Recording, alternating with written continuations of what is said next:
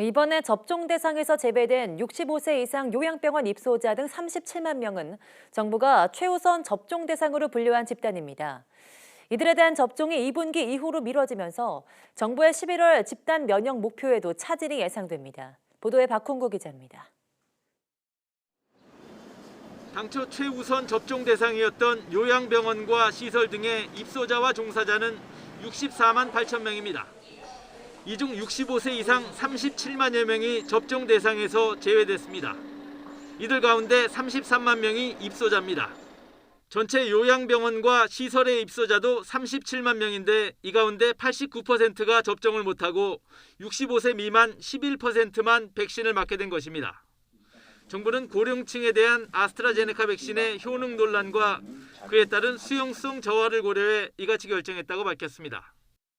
가장 사망률이 높고 중증도가 높은 그런 고위험 군에게 접종을 1차적으로 하는 것이 맞습니다.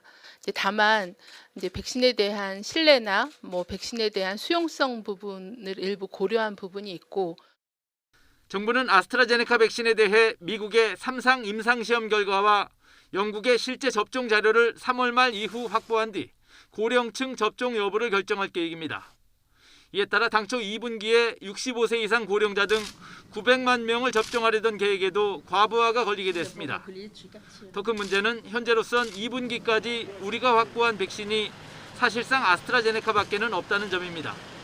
코백스로부터 공급받는 화이자 백신이 있지만 5만 5천 명분으로 소량에 불과하고 모더나 2천만 명분도 5월 이후 도입이 얘기됐을 뿐 구체적인 도입 계획을 확정하지 못한 상태입니다.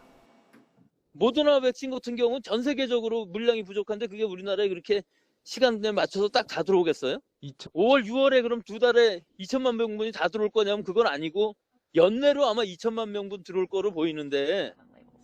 최우선 접종 대상인 고위험군부터 접종 계획이 틀어지면서 오는 9월까지 국민의 70%에게 백신을 접종해 11월 집단 면역을 이루겠다는 정부의 계획에도 빨간불이 켜졌습니다.